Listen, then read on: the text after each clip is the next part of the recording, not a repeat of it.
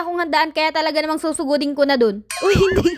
Patay gutom. Hindi, bali pupunta nga pala ako sa family ng boyfriend ko kasi meron silang reunion. At sino ba naman ako para hindi pumunta? Eh, handaan yun, di ba? Bali pagdating ko nga, ito agad ang bumungad sa akin. Sobrang cute na bata. Sarap! Pig-iri ng kanyang pisngi, pangiti-ngiti pa siya. So, bali meron nga pala silang damit, kulay red. And syempre, hindi pwedeng wala ako. Iiyak talaga ako. Hala, oo eh. Sobrang pasasalamat ko nga kasi na-invite ako sa ganitong okasyon ng pamilya nila. Kasi alam niyo yung feeling ko, napaka-welcome ko sa family nila.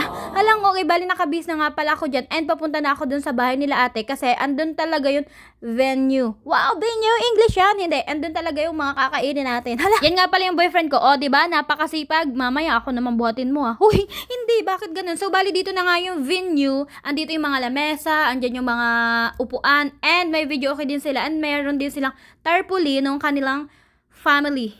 Apelyido ng pamilya nila. And dito rin sila naghahanda ng mga foods na kakainin ko mamaya. Ay, hindi. Kakainin namin mamaya. Ang sarap lang sa pakiramdam kasi kahit paunti-unti nakikilala mo na yung pamilya ng boyfriend mo. And wini-welcome ka talaga nila. O, di ba? Pag kinasal kayo, kilala mo na silang lahat. Hala, kasalan agad. At andito na naman tayo. Nagpakita na naman sobrang cute na bata. O, patawa-tawa yan. Mamaya tulog yan. Hala, tulog agad. Bali, nagsimula na nga pala yung opening remarks dyan. At alam nyo ba, sobrang saya ko kasi alam ko kainan na ang sunod. Hala, grabe. Mukhang ka talagang pagkain. Tumahimik ka, makinig ka. And yan na nga, nagsasalita na si Tito. And hindi ko na naiintindihan yung mga sinasabi niya kasi iniisip ko anong uunahin ko dun sa pagkain. Alin ang uunahin kong ulam at paano ko sila uubusin. Hala, walang respeto. O hindi. Isipin nyo yun, family reunion, pero andito ako. Ako lang yung nag-iisang ibang apelyido.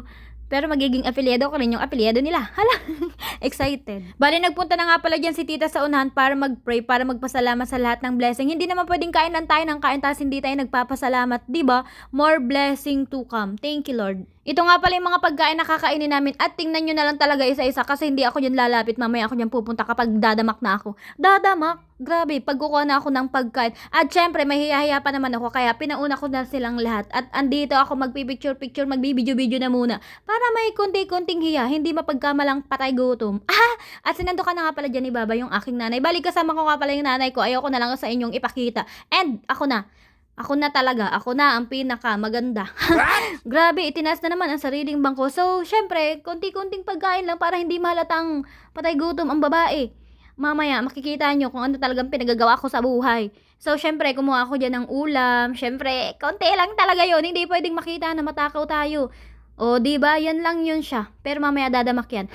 Pagkatapos nga palang kumain is nagpalaro na sila dyan. Syempre, hindi ako dyan sasali kasi hindi ko naman alam yung mga background nila. Ano ka ba? Galit. Hindi na ako dyan sumali. Tamang pakipakinig lang ako, tamang taga-video lang ako. At pinag-iisipan ko paano ko ibabalot itong ulam na to. Alam nyo yun, tulungan nyo kaya ako mag-isip. O, di ba yan na lang yung kanin and marami pang ulam na natira kaya may chance talaga na makapag-uwi ako ng pagkain. Ang kapal talaga ng pagmumukha ng babae. Sobrang saya ko ngayong araw, hindi dahil sa madami akong nakain o dahil masarap yung pagkain, kundi dahil nagkaroon ako ng chance na makilala ko yung pamilya ng boyfriend ko. And hindi pa nga talaga yun lahat. So, dahil sa sobrang saya ko, kailangan natin magbalot ng ulam. Para meron naman akong ulam pag uwi. O, di ba? Kaya dapat lagi kang pasigurado kapag pupunta kang handaan, wag mo nga hayaan na wala kang balot.